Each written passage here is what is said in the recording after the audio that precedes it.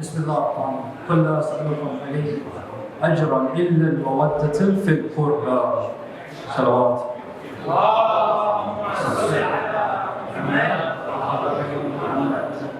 God commanded the Prophet to ask his nation one thing, one gift, one request, and that was that his nation love his family with a deep love. The reason we are gathered here today is because of this verse. It's because of this command. We are in a state of mourning, but just because we are in a state of mourning, that does not mean we forget other reasons for why we are here. We are here to remember the blood of Abi Abdullah alayhi salam, Hussein alayhi salam. One of the names of Allah is Al-Muqtaqim, the Avenger. Allah is the one who will avenge the oppressed. When Imam Hussein was slaughtered innocently, the angels started to wail and weep. They said to God, God, this is your chosen one. This is the son of your great prophet. How could you let this happen? God then made an apparition appear in front of these angels. And that apparition was the shadow of Al-Ta'im, Ajalallahu Faraj al-Sharif. And God said, through this creation, I will avenge his blood.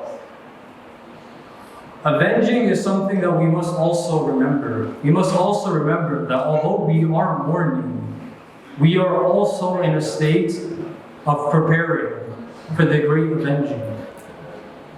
And Ziyarat al-Shura, there's a specific line that is said, there's a specific line that we say.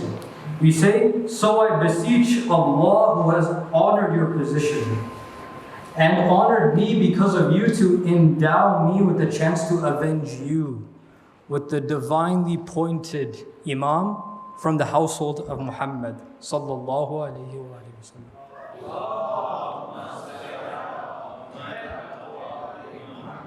Asbagh bin Nubata narrates a conversation he had with Amir al-Mu'mineen alayhi salam once.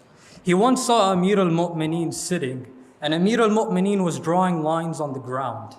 Asbagh approaches the Imam, says, Ya Imam, what's going on? Have you become infatuated with this world? The Imam said, no, not even one day. For what I am doing is I am reflecting upon a child that will come from my progeny. He is Al-Mahdi. He will fill the earth with justice and fairness right after the whole world has been filled with injustice and suffering. The Imam then further on describes this man. Asbagh asks, Ya Imam, when will he arrive?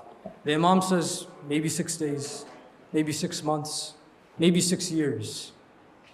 The Imam is trying to make the point that he's not sure, but when he does arrive, he will fill the earth with justice. The Imam then says that the people who will follow this man will be the greatest amongst the nation of Rasulullah.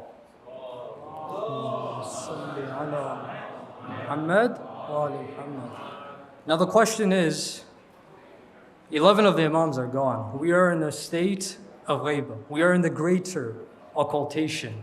How do we join this man? How do we become of the greatest people in the nation of Muhammad sallallahu alayhi wa sallam? There's three.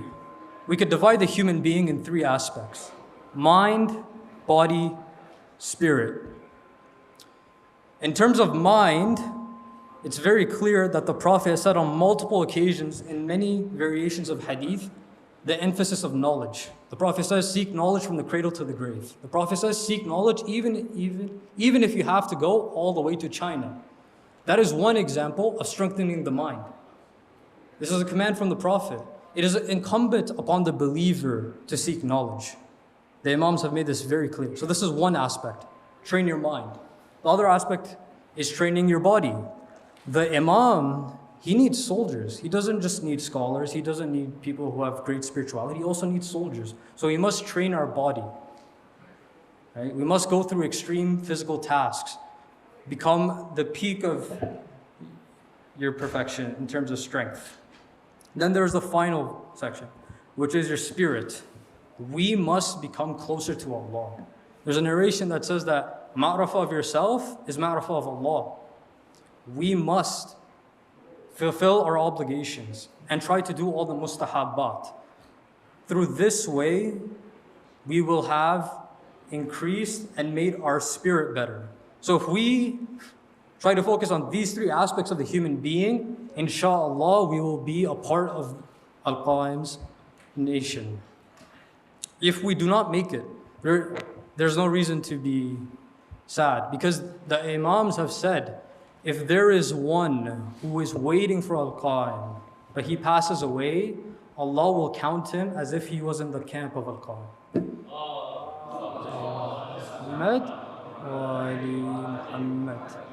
Inshallah, may Allah make all of us a part of the camp of Al-Qaim. Sallallahu Muhammad wa Ali Muhammad.